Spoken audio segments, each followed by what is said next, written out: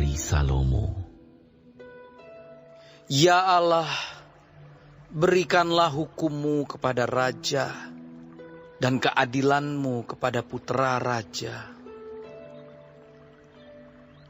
Kiranya ia mengadili umat-Mu dengan keadilan dan orang-orang-Mu yang tertindas dengan hukum. Kiranya gunung-gunung membawa damai sejahtera bagi bangsa, dan bukit-bukit membawa kebenaran. Kiranya ia memberi keadilan kepada orang-orang yang tertindas dari bangsa itu, menolong orang-orang miskin, tetapi meremukkan pemeras-pemeras.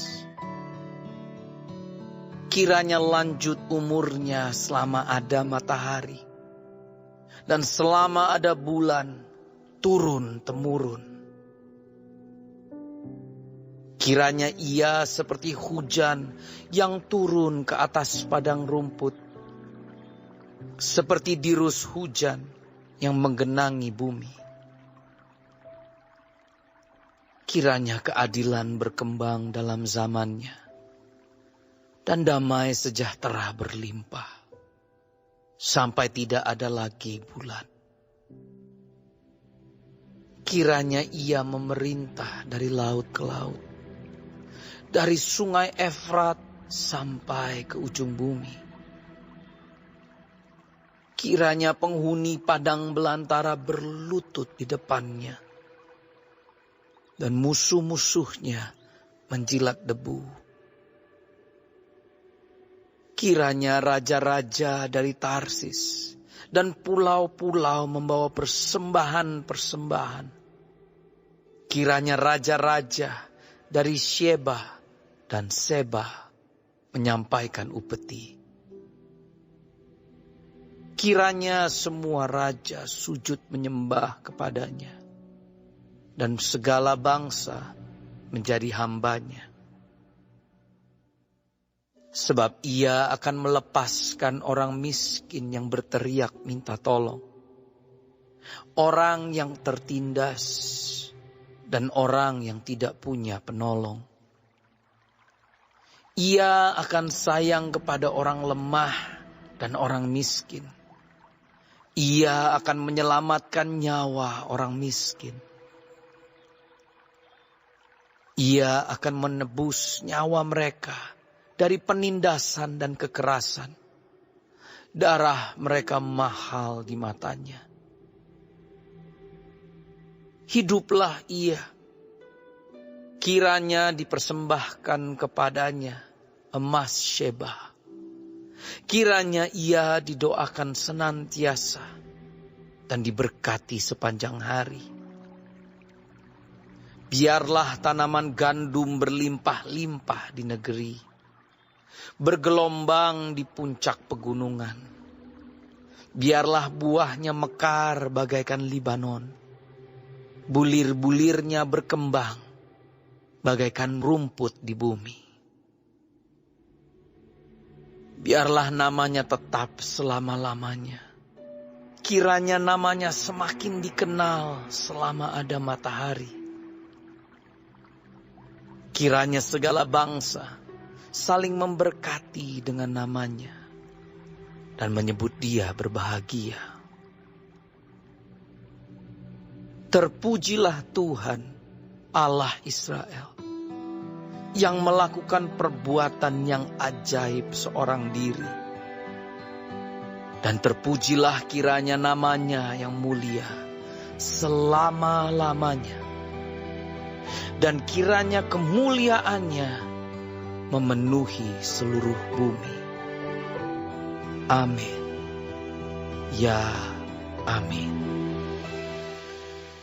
Sekianlah doa-doa Daud bin Isai.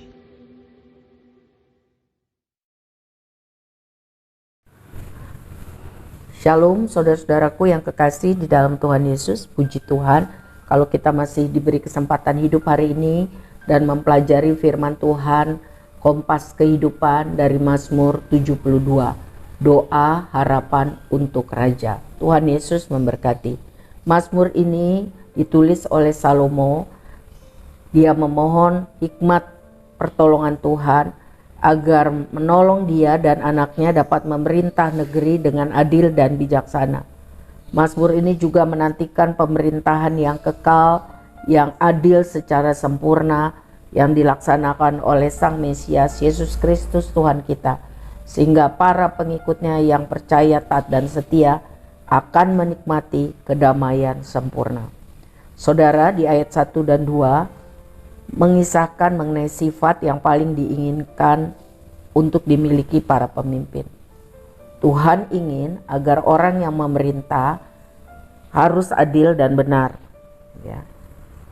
Adil dan benar. Sebab itu kita harus berdoa untuk Tuhan menolong pemimpin-pemimpin kita hidup takut akan Tuhan, sehingga mereka dapat memimpin dengan adil dan benar.